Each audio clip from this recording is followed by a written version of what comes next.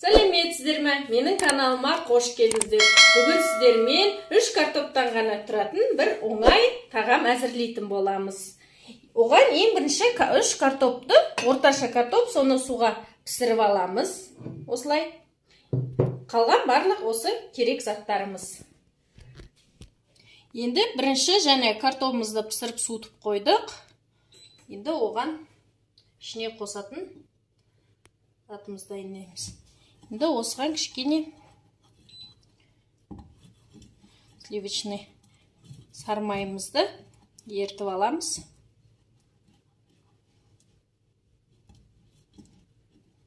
Осынша сармай жетеді.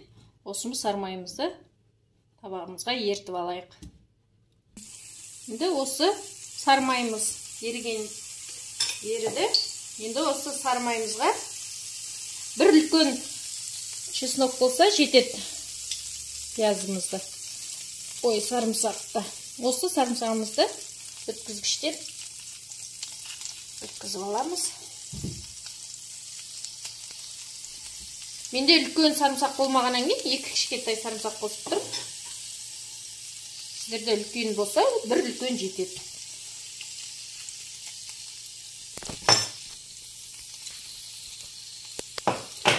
Енді осы сарымсағымызды кішкене қорып жібереміз майымызда.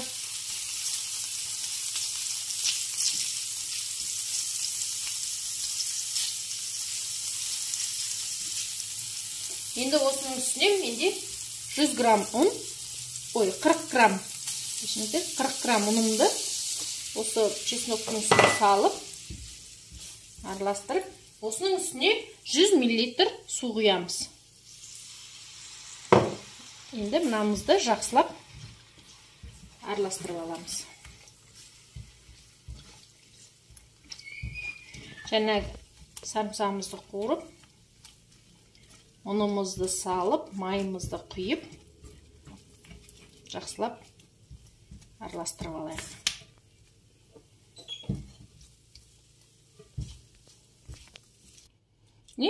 Осылай жаңағы ұнымызды, суымызды, сарымсағымызды осылай араластырамыз. Енді бұны кішкене суысын.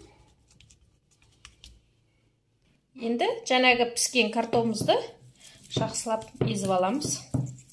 Осы картоптың ішіне менде мұнда көк сарымсақ, пияз салуларыңыз болады, менде мұнда петрушка.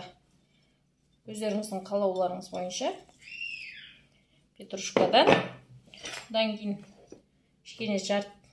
кішкене қасық, жарты қасық тұз саламыз. Және мұнда менде 40 грамм крахмал, кукурузный крахмал, жүгерінің.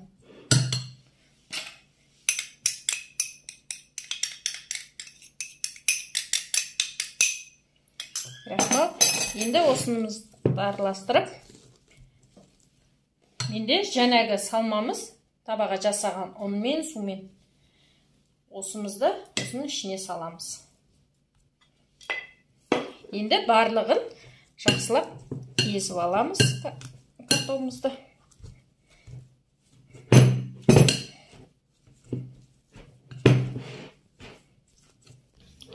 Енді кішкене қолымызбен жаңағы салмамыз барлығын араластырып, картоппен илеп аламыз.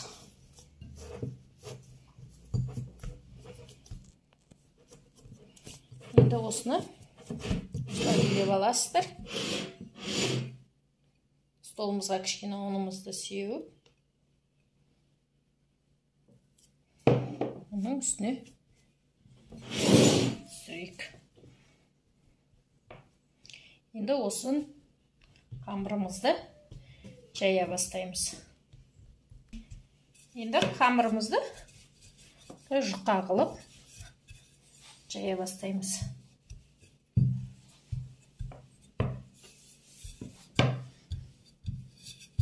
Жаңағы 40 грамм ұнымыз жеткілікті табағымызға қосқан. Енді осыны жұқа қылып жаямыз.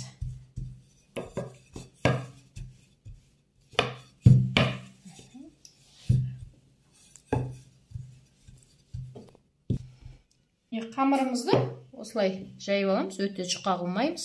Ұн сеуіп, екі жағын аударып отырып жайылымыз. Енді осы қамырымызды кесе бастаймыз. Осылай бөліп,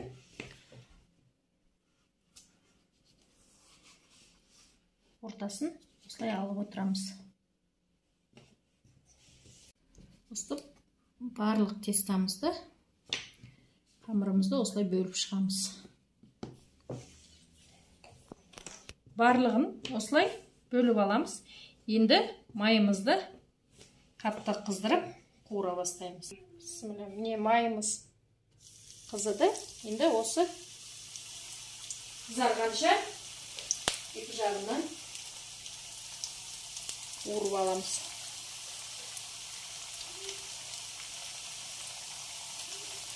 Екінші жағын қызарғанша аударамыз.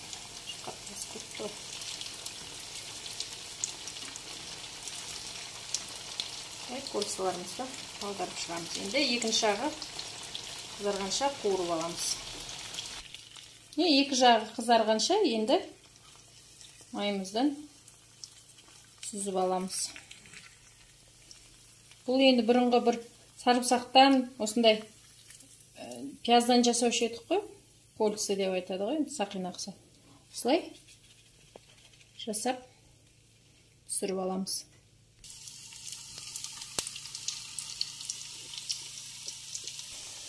Міне қуырған кезде, картопымыз кішкене салған кезде осылай көтеріле бастайды картоптарымыз. Міне 3 картоптан ғана біздің тамағымыз дайын болды. Енді бұған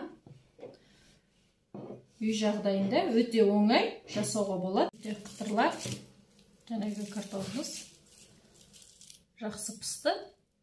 Осылай үй жағдайында жасауларыңызға болады. Енді бұда әркім біреу сметана, біреу кетчуппен үйде жесеңіздер болады. Тура қытырлап, өте дәмді піскен. Енді менің бүгінгі видеом ұнап жатса, менің қазақша каналыма тіркеліп, лайк басып, комментарий қалдыруды ұмытпаңыздар. Сау болыңыздар.